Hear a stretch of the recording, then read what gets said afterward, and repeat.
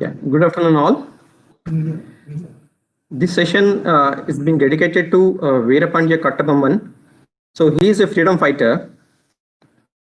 He was a polygar from Thoothukudi district in Tamil Nadu. He was born to Jagaveera Pandya Kattabomman and his wife Arumuguttal in the year 1760.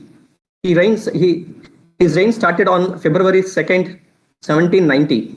Polygars were feudal lords who were appointed as military chiefs and administrative governors from the time of Vijayanagara Empire in parts of southern India. They were given the charge of a palayam or a group of villages, hence called Palyakarar or its English version of polygar. The polygars collected taxes from the peasants and in time they almost acted as independent chieftains. When the East India Company started losing control of the region, they came in conflict with the polygars on the question of who should collect taxes. The company wanted to control the polygars and secure the rights to collect taxes as well as control territory. Kattabomman refused to bow down to the British and waged a war against them. This is often called the First Polygon War of 1799. A meeting with the British over the collection of pending rents ended in violence when a British officer was killed by Kattabomman. Kattabomman escaped, but the British put a bounty on his head. This promoted many polygars to rebel openly. Kattabomman was ultimately captured after he was betrayed by Ettappan and Pudukottai Raja. There was a farcical trial in which Kattabomman refused to acquiesce with the British. He was sentenced to death and publicly hanged at Kayatharu on 16 October 1799. The historian Susan Bailey says that Kattabomman is considered a Robin Hood-like figure in local folklore and is the subject of several traditional narrative ballads in the Kummi-verse form. The site of his execution at Kayathar has become a powerful local shrine, and at one time sheep were sacrificed there.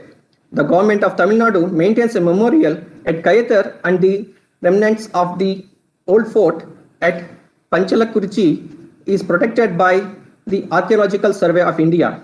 In 2006, the Tirunelveli District Administration organized a festival at Panchalakurichi on his birth anniversary. The Tamil language film Veerapandya Kattabomman starring Sivaji Ganeshan is based on his life. To commemorate the bicentenary of Kattabomman's hanging, the Government of India released a postal stamp in his honor on 16th October 1999. The Indian Navy Communications Center at Vijayanagaram is named INS Kattabomman. Now, for this session, we have an eminent speaker, Professor S. Surya Prakash. He has been Vice Chancellor of Damodaram Sankivayya National Law University, Visakhapatnam since December 2018. Prior to this, he served as Vice Chancellor of Maharashtra National Law University, Aurangabad and Professional Law at NLIU Bhopal. He has more than 25 years of experience in academics and worked as a lecturer, principal, DNR College of Law, Bhimavaram, Andhra Pradesh, faculty member of NUJS, Kolkata, and principal, Law College, Nanded, Maharashtra, before joining in NLIU Bhopal. He obtained his BL from Acharya Nagarjuna University, Guntur, Andhra Pradesh, and Master of Law from Andhra University, Visakhapatnam, with first class in the area of labor and industrial law. He was also awarded the University Prize, V.N. Dikshitulu Award, for securing highest marks in the branch of labor laws. Later, he was awarded PhD in law from Brahmpur University, Odisha. Professor Surya Prakash is a prolific writer and wrote on several contemporary issues. His first work on bonded labor and social justice was published by Deep and Deep Publishers, New Delhi, and forwarded by Honorable Justice M. Jagannatha Rao, Judge, High Court of Andhra Pradesh, later became Judge Supreme Court and Chairman, Law Commission of India. He is also the author of Turning Point, the story of a law teacher, the biography of Professor N.R. Mahadeva Menon, which also the story of National Law School movement in India. He has edited 2 books on critical issues on international commercial arbitration and perspectives on meditation.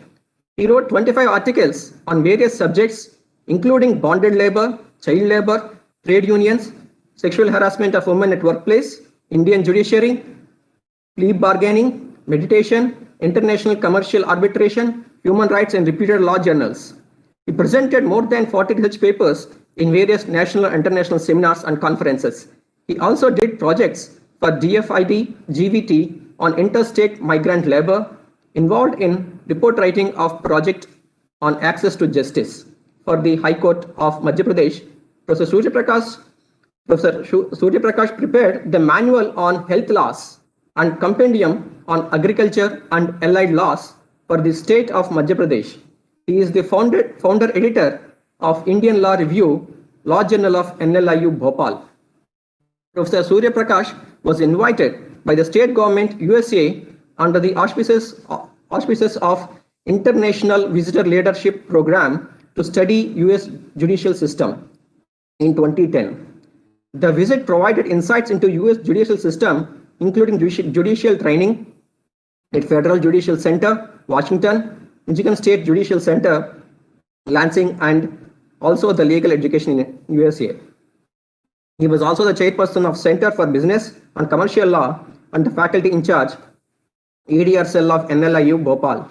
His areas of interest include jurisprudence, ADR, international commercial, arbitration, labor laws, business laws, and health law. Thank you, sir. Thank you for accepting our invitation. So please take over the session.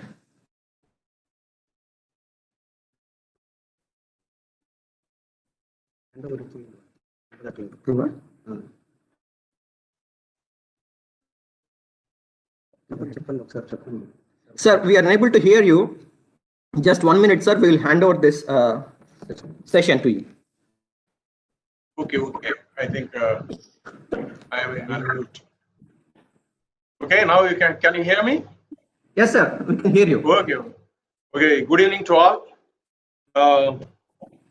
Thank you, Dr. Viresh, and other colleagues, and my dear student friends.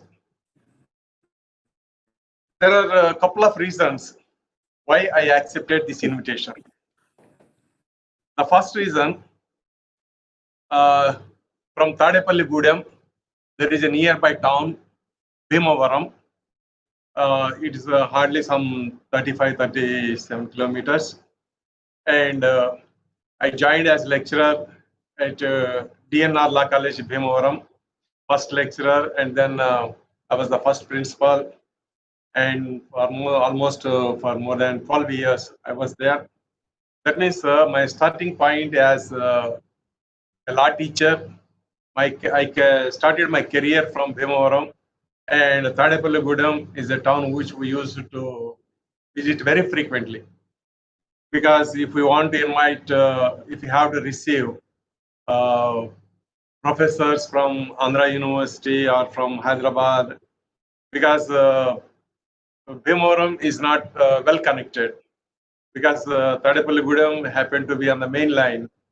So usually we used to come to receive and to give send off to experts of the subject and VIPs at Tadepalligudem, and also I have many friends at Tadepalligudem. So that was my connection with Bhimavaram and West Godavari district. So that's one reason why when Dr. Viresh he asked me, sir, why don't you address to our students, the first year students? So I readily accepted. And the second reason, many of you are not aware, because it goes back to 2014 when Andhra, Telangana were divided. So at that time, I was in Bhopal, and many of my friends in AP. And in coastal Andhra, there was strong agitation for united Andhra Pradesh. And on the other hand, in Telangana, there was a very strong agitation for a separate Telangana.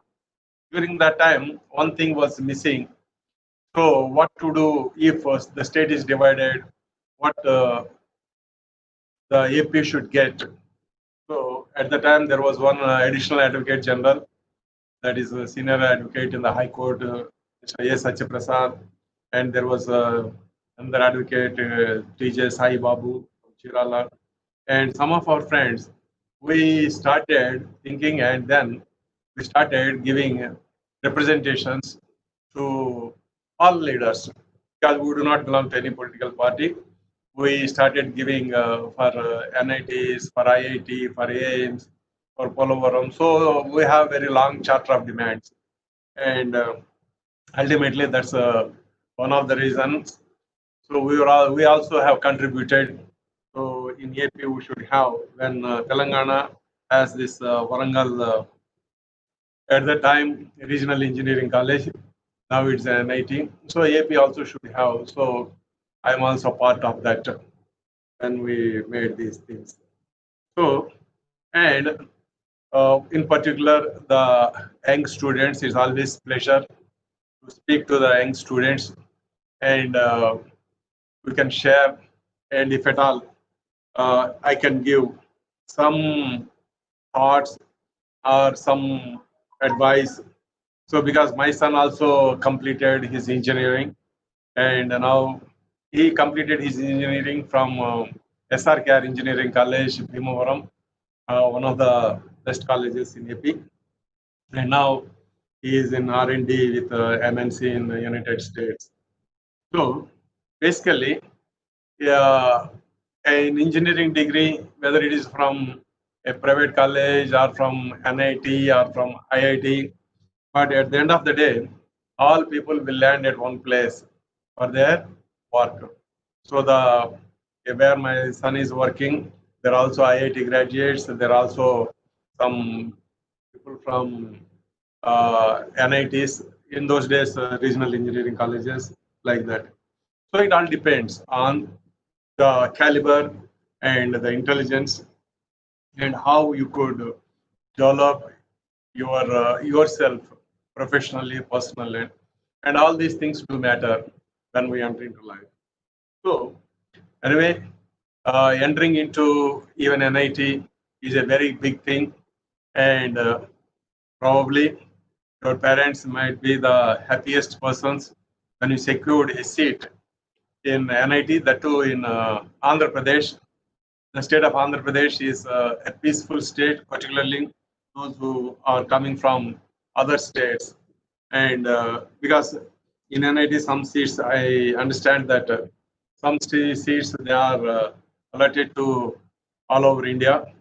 So, and Tadepalligudem is also a nice place to stay in, and particularly for non-vegetarians, lot of food varieties available in West Godavari. West Godavari itself is known for non-vegetarian dishes, and so, on my friends, I congratulate each and every one of you for securing a seat in NIT Tadepalligudem, and from here starts your journey. So you are in the beginning of the beginning of your life away from home. So far, many of you may be with parents, and even in the Aditya, what you call Narayana colleges, residential colleges, but you are constantly under the supervision and guidance of the peers.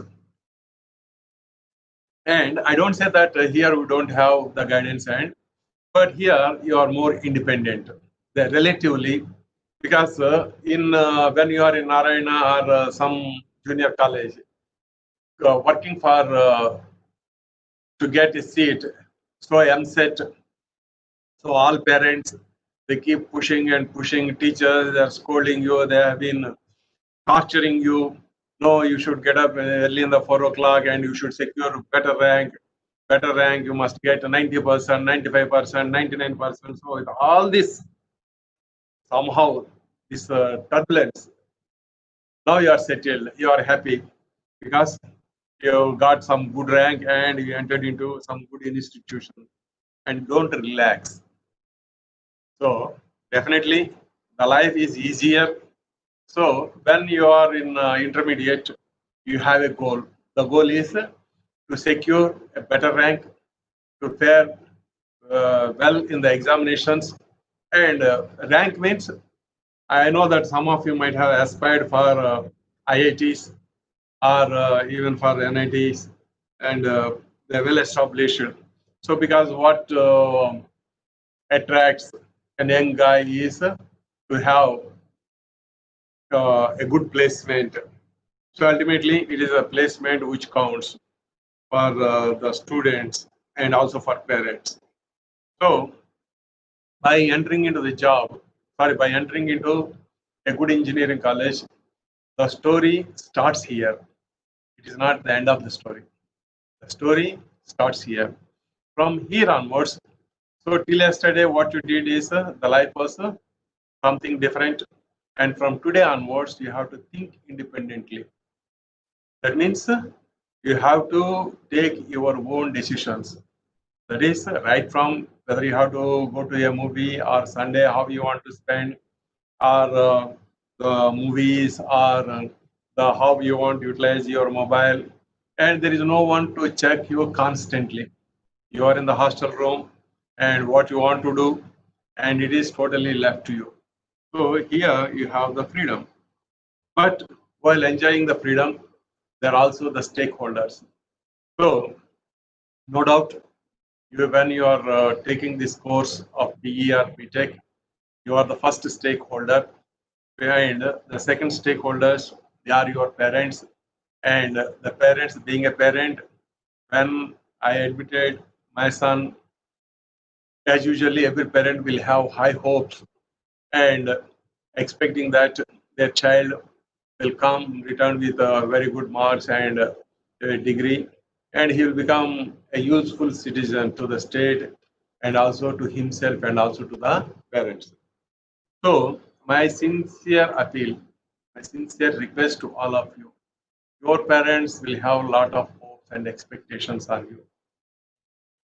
So any deviation from your studies, so the most miserable day in the life of a student, even here, I used to tell to my students also. So here we run BA LLB honors. It's a national university. We get students from all over India and some students from NRIs, etc. also. So I used to tell my students, so you have 5 years and you're spending 5 years.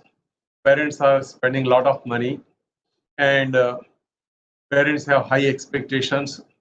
And if the day comes when you have to leave the portals of this university without a degree, that might have been the most miserable day.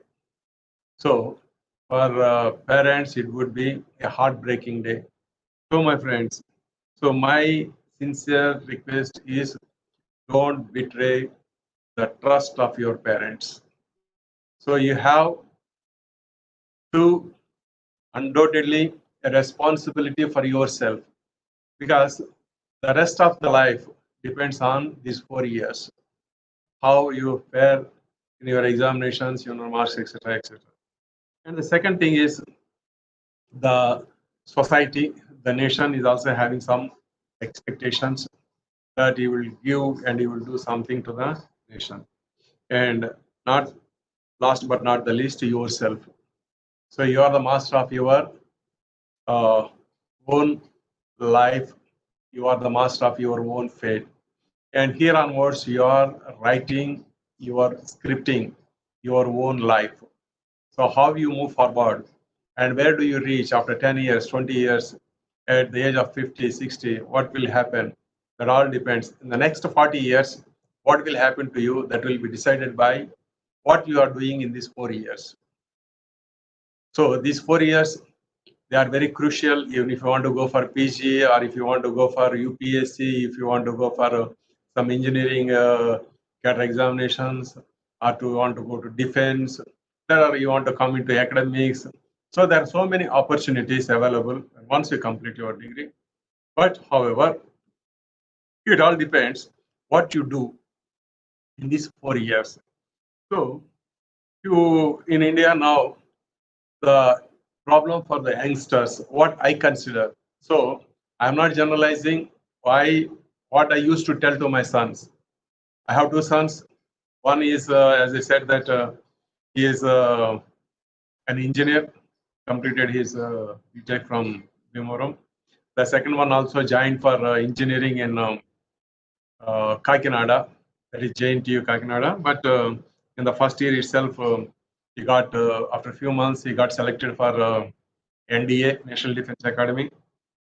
So I gave choice to him. If you want to continue, you can go for your engineering, or if you want to go for NDA, it's up to you. So he was selected for Air Force stream, that means flying. And he said that, Dad, I want to fly. I said that, okay, you can fly. So now he is flying a Air Force pilot, a fighter pilot in the Indian Air Force. So my friends, so why I'm saying this is because not only with my sons and also friends of my sons, they also became very friendly to me because I'm a fatherly figure. Because some of them, they used to stay in the hostels.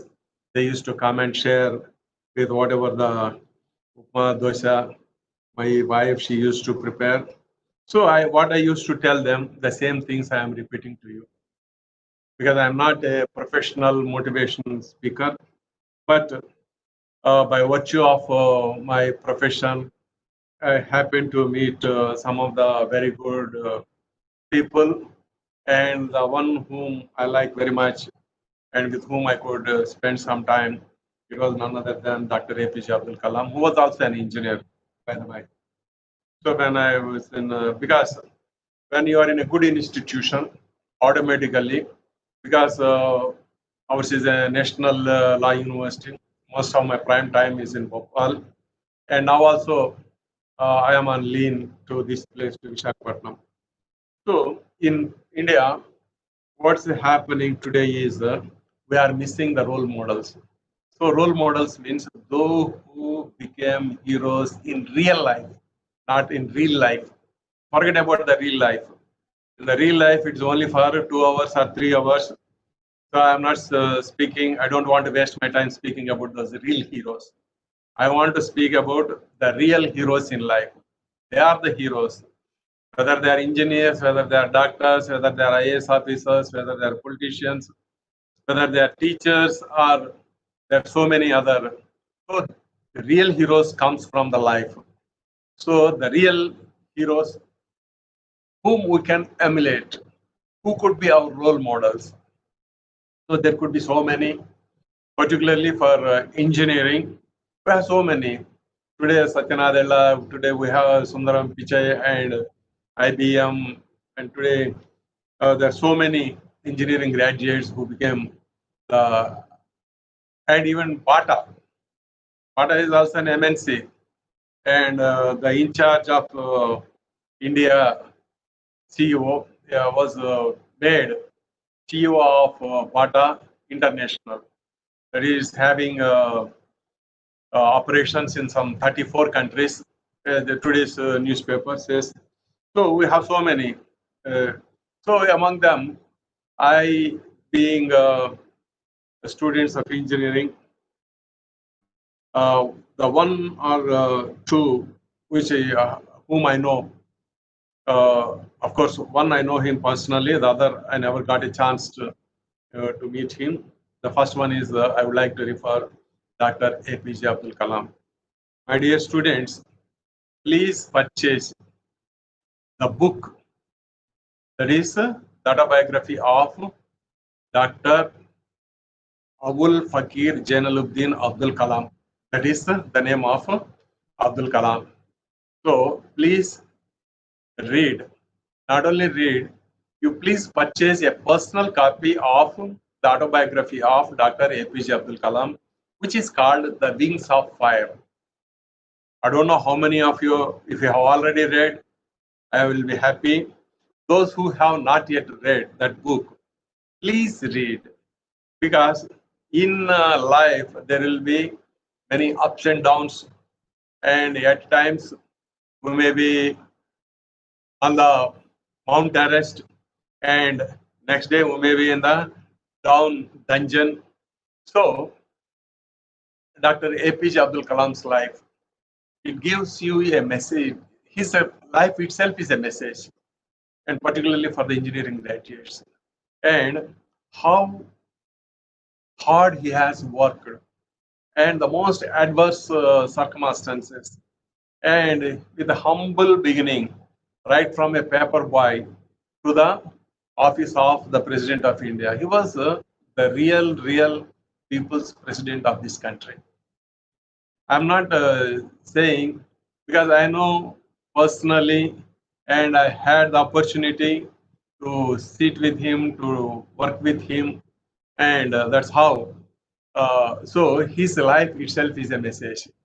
And in personal, and my friends, the frustration in life at one point of time for Dr. APJ Abdul Kalam, it was so severe, because his life ambition was to become a pilot in the Indian Air Force. So he appeared for the interview, and because of his physical features, he was not selected, and he was so frustrated, and he decided to commit suicide. Suicide. So all the way, he went to Rishikesh, and so there is some very big mountain, a cliff. So all the way he climbed the cliff, and the next moment he has to jump from the cliff. So he wants to put an end to his life. So when he saw from the cliff, he saw river Ganga or Ganges, which is flowing. Because Dr. APJ, he happened to be from Rameshwaram. His father was very friendly to the main priest of Rameshwaram temple. So he came into interaction with the Hindu philosophy and the religious practices and the beliefs, the faiths. So what happened? Okay, Hindus, they believe river Ganga as the most pious river. So let me also take a dip. So he has come down and took his bath, and then unconsciously he entered into the ashram of Swami Shivananda. So all these things are there in his book. So he was so disgusted and he was so frustrated. He wants to put an end to his life. So at times it was his life ambition, because when he was a child, he used to pick these newspapers, and those were the days of Second World War. And not only distributing the papers, he also used to read those newspapers, the missiles, the aircrafts, and then bombing, and all this stuff regarding the war. So he used to read them, and he got himself inspired that he should become a pilot in the Indian Air Force. So his dreams shattered when he was rejected for Indian Air Force. So he decided to commit suicide. So you can see in Wings of Fire, page number 25. So there, Swami Shivananda, he delivers, he blesses the Dr. APJ, and he explains him what is the purpose of life and things like that. So after convinced by Swami Shivananda, then he returns, Dr. APJ returns to Delhi. And earlier he has appeared for an interview for DRDO, some scientist. So he went to the office. What happened to that interview? Simply that they have given him the appointment order, and thereby he joined in DRDO, and the rest is history. The rest is history. So from DRDO, from project director, from missile man, and so many things, so many achievements. He went even scientific advisor to the prime minister, and then the highest chair, Dr. APJ occupied was the president of India, and till his last minute, last breath, he was very much involved in academics. He was very much involved in in academics. And the last speech while delivering a lecture at IIM Shillong, he collapsed and he passed away. So that's a different story. But here, the message from his life, from the humble beginnings, from lower middle class family, and how he reached to the top. And it is not invincible or it is not impossible. And everyone, you take the life of anybody who has reached the heights in real life, they might have worked very, very hard. So without working hard, no one can reach the heights. So when we can reach the heights, from there, we can serve better, and that who can enjoy the joy of reaching the Mount Everest? Only those who reach the Mount Everest. So with this, my friends, please take the inspiration from the life of Dr. APJ Abdul Kalam, and I don't think that we can get better inspiration from any other life. This is my conviction and this is my personal opinion because I like him so much. And also how life turned and twists and turns, they are very common in life. And sometimes they may be to our advantage, sometimes they may be to our disadvantage. And another figure in technology whom I like very much, who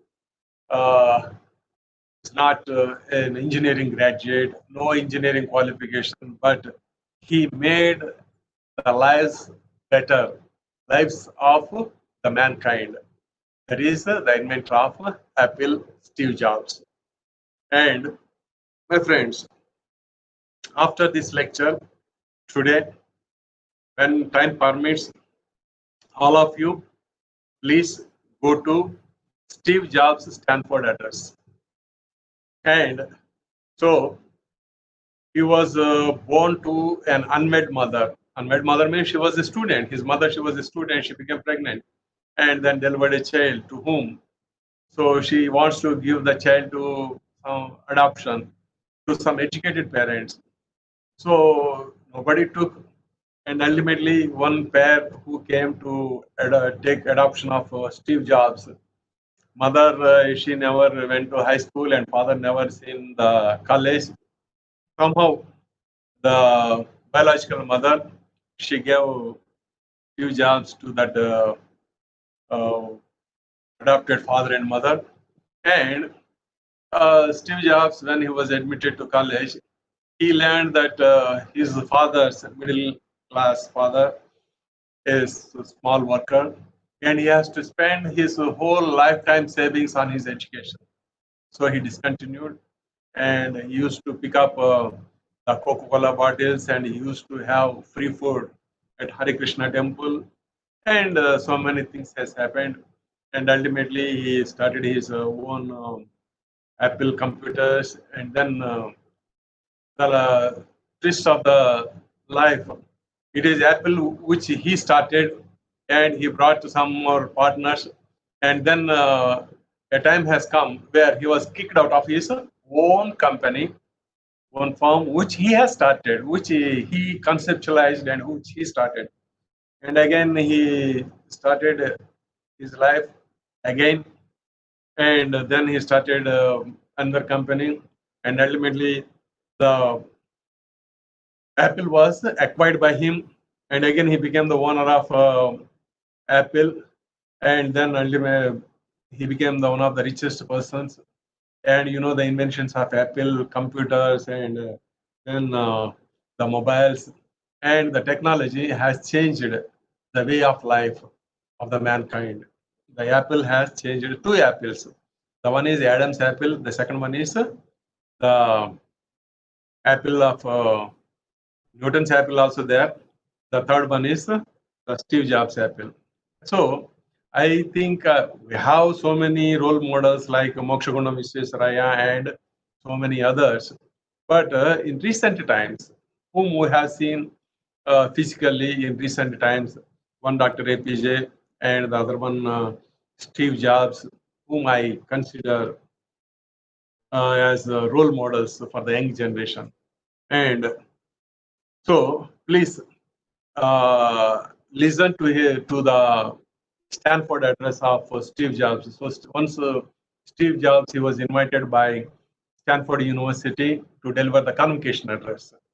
So a person without a formal graduation, ultimately, he was the chief guest for delivering the convocation address.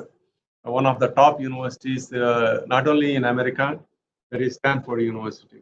So my friends, as I said, the lives of these great people shows that this what you call there is no shortcut to success.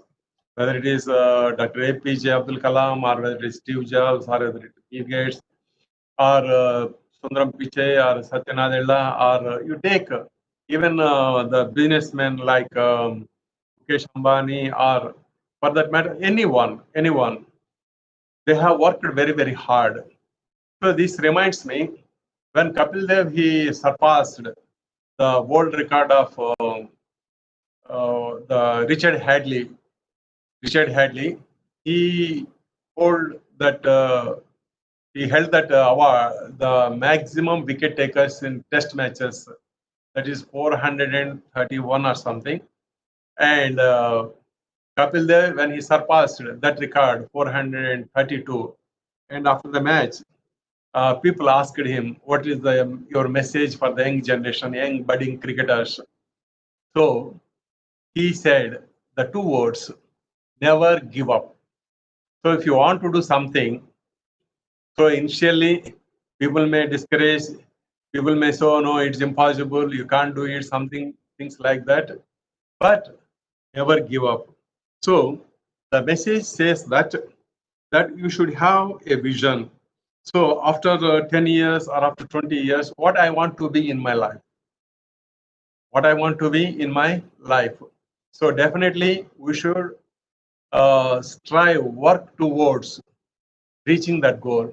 Reaching that goal means suppose if I say that I want to earn some 1 crore rupees. After earning 1 crore rupees, then I have to make a plan how to die peacefully or how to save this 1 crore rupees or something like that. So the goal is the striving to reach the goal. That should be the life. And you should have a vision. And the vision is such that you should always think big. We should have very high ambition. And it's not enough that we have the dream to become too big. So the dream should be such that we should not get sleep. The dream should be we should become sleepless. So when I was in Damodaram, just a lecturer in a private law college, and reasonably I considered that I also did.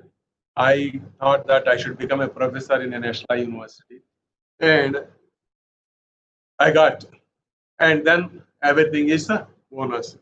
So the what I consider the rules of success, what the strategy for success in life. The first thing is that we should have a vision. So whatever you want to be, you want to become an IAS officer, IPS officer, or you want to become a top engineer, or you want to go to some academics. There are so many opportunities are open. You want to become even a politician. For everything, everything is open for the young generation. You are the future of the nation. You can choose any profession. Even Chetan Bhagat, an IITian, ultimately landed and became a famous author.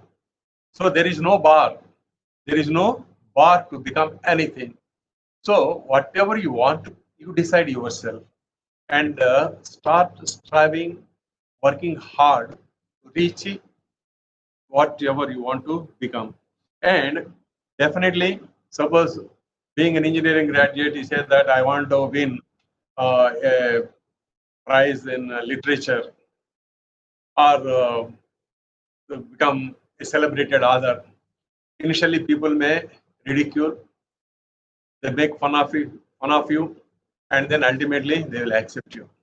So whatever may be the goal, don't expect instant encouragement from your friends and from your parents and from others.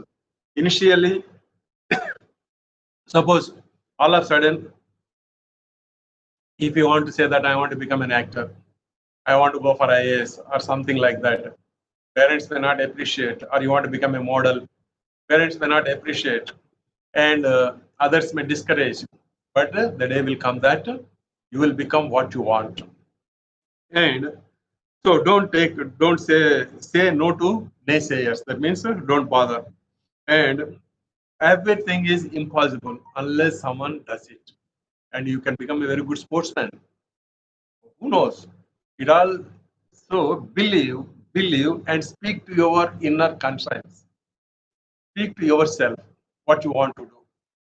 So listen to your heart and go ahead. And this consider that this engineering degree is a basic degree, and of course that doesn't mean that you should neglect it and should come up with very good and bright marks. And the third thing is that you should work and work hard. So there is no alternative, there is no shortcut to success. The more you work, the better will be your life. The simple principle in life is, if you give the best in life, the best will come back to your life. So if I want to take a moderate, then we will be 50%, 55%. If you work more, if you work hard, so give the best and get the best. I don't want to give the best. No, I don't want to take the strain. In the evening, I want to. At the end of the day, I want to become big. It won't happen. It won't happen. Take it for granted. So, because God has given everyone only 24 hours. How best we can utilize these 24 hours? It is in our hands. Some people always keep complaining, I don't find time to do this, I don't find time to do that. So it is not others won't come and make the timetable for you. It is our work, our needs, our job, and we have to make our own timetable. So how best we can utilize our time? So we should always be time conscious, and when we are spending the time, whether this time is of any use for me personally or professionally, that you have to think about yourselves. And when you want to reach the goal, you have to sacrifice many things. You have to sacrifice the normal things. So earlier, one may have the schedule. Weekly, I should go to 3 movies, and I should have. So it reminds me the last few words of Steve Jobs. His speech concludes, "Stay hungry, stay foolish." His speech, Stanford speech, concludes with, "Stay hungry, stay foolish." So you please listen to his convocation address. You will understand what is the meaning of these two phrases, "Stay hungry" and "Stay foolish." So remember, please, my friends, that without working hard, success will always be in the horizon. It will become a delusion. It won't. If you want to make success a reality in life, work hard.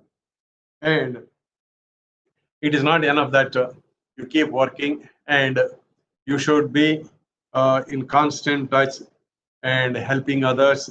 That is at the end of the day.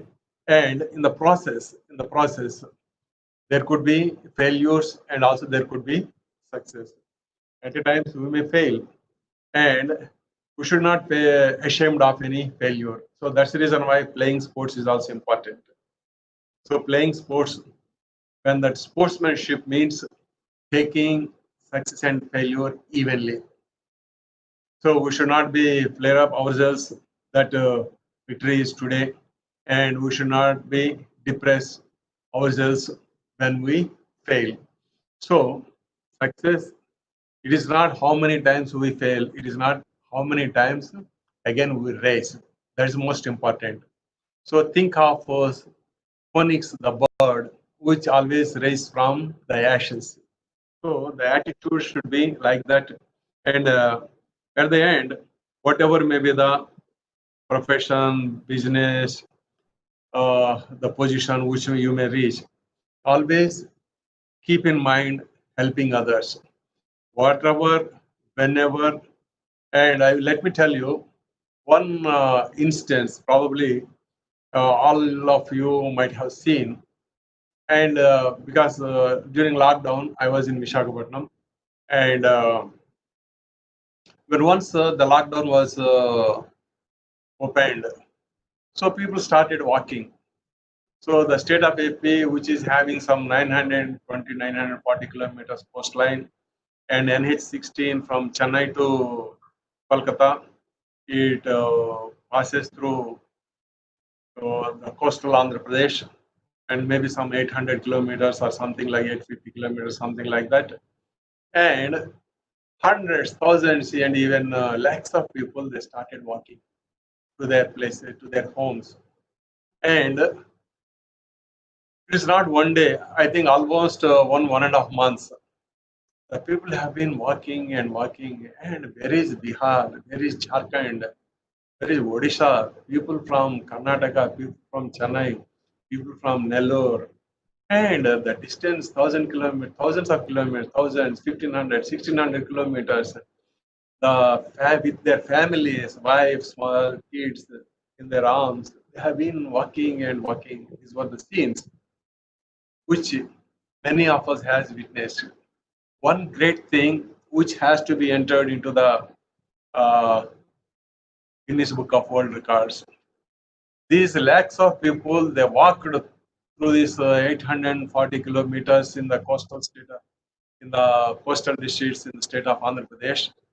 None of them has suffered for starvation or lack of food like that. The people in the villages, people in the small towns, people in the cities, they have volunteered to give their food to these migrant workers. Migrant workers walking on the Grand GT road from Chennai, from many places. They are going to their homes, native places. Madhya Pradesh, Uttar Pradesh, Chhattisgarh, Bihar, Bengal, uh, Jharkhand, to so many places. And it was shocking. And if it is just how can you expect? It is difficult to explain the feelings. But one good thing that has happened is people has voluntarily come forward at each and every place, and they have provided food to these migrant workers. I didn't hear any complaint that any migrant worker has felt hungry or so. There was no compulsion. It is voluntary. It is purely voluntary act. So the satisfaction that which you can derive when you help others, that is the utmost. And even if you get some money, gold, 1 crore rupees, one may not. But when you help others and the kind of gratitude that they show in their eyes, that is where humanity meets humanity. Ultimately, our education and our wealth, our riches, our knowledge, our culture, our position, everything, it has to bow to the humanity. So, with all these things, if you become good citizens, then the nation will prosper, the state will prosper, your friends, your family, and yourself will prosper.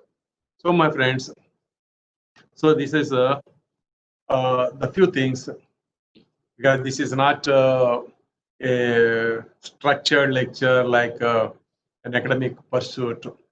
So, Dr. Viresh has asked me, Sir, why don't you speak? Because speaking to youngsters, it's my profession. Because sometimes people will do some mischief, but please remember, know your limits. So, for everything, there is a limit. So, in life, in doing mischief, I don't say that you should become saints all the time. You should chant and you should be with books. थोड़ा कुछ मस्ती भी करना है, कुछ अलर కూడా చేయాలి. But know your Lakshman Rekha. Don't cross it. If you cross the Lakshman Rekha, the teachers will be forced to take action.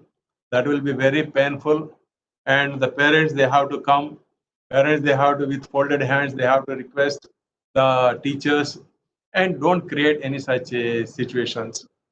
So please, within your limits, know the Lakshman Rekha, enjoy the student life. This is the best part of life, and have develop very good relations, friendly relations, and remember your alma mater.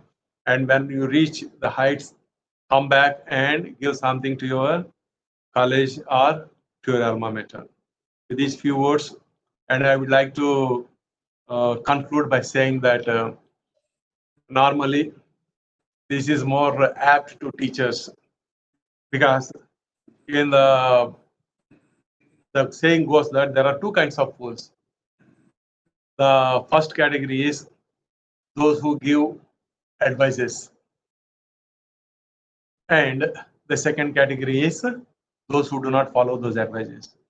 So normally the teachers, they belong to the first category, and hope that you won't come on the second category. With these few words, thank you very much for giving me this opportunity. God bless you all, and I wish you all the best. Thank you very much. Thank you, Okay, sir. okay, back. For enlightening session for our students. The students will definitely get benefited if from your thought-provoking speech. Okay, sir. Thank you very much, sir. Thank you. Bye. Bye.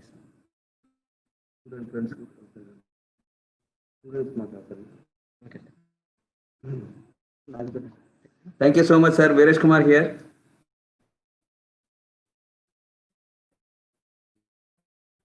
You typing. You left. Okay, right. Students. The students. For the offline assignment for you today, you need to write a 3-page essay on Swachh Bharat and send to induction@nitandhra.ac.in. Okay, by 12th of December, by the end of this program, you need to send a 3-page essay on Swachh Bharat to induction@nitandhra.ac.in. Thank you very much.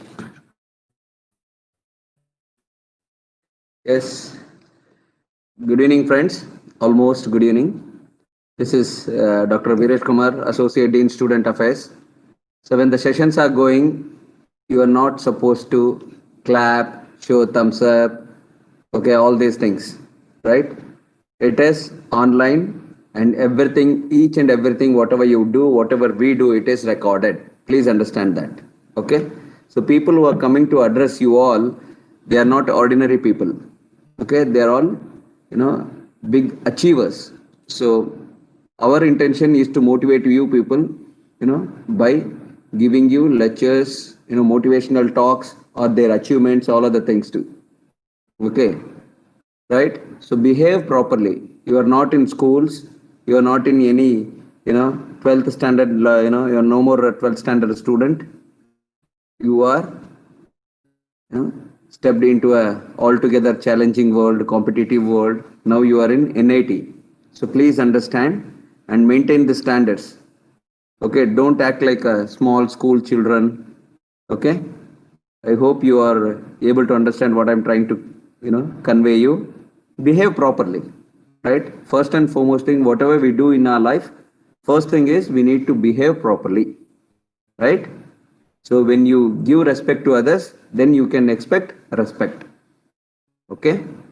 So don't misuse this wonderful opportunity. We have been, struggling like anything to, invite all these eminent personalities. They are not coming here otherwise. We are not paying anything. Remember, it's a central government organization. We will not pay anything. They are coming here to, motivate you people, to convey you message. Please understand that. All nonsense messages, what you are doing, it is not a, common platform to do all these things. However, whatever you have done, it has been already saved, recorded. Please understand that. Okay. It is not something like UP one-way communication. It is two-way communication, right? But having said that, you should behave properly. Now I have made it, we have forced to do it one-way communication, right? That should not happen again. I'm telling you, behave properly, right? Yesterday we have given you one assignment on offline, assignment that you have to write 3 pages about Make in India. Okay. Today again, as sir told, we have given one more assignment. It is related to Swachh Bharat. Okay. Right. So again, you have to write 3 pages of essay on Swachh Bharat, and you have to post it on induction@nitandhra.ac.in. I repeat, induction@nitandhra.ac.in. The file should be in PDF form and it should be saved against your register number. And last date for the submission is 12th of December. So this is not the last assignment. You'll get couple of more assignments. Okay. Tomorrow and day after also we will be giving you the assignments. Right. So we have tomorrow again, we will be assembling at 10 a.m. sharp. 10 a.m. sharp. Program will start. Again, tomorrow also we have very good speakers. Okay. So people from abroad also, they are coming to, discuss with you, to interact with you. Right. So please maintain the standards. I need not say much more about these things. Behave properly. That's it. Okay. Thank you so much for joining us. Good evening.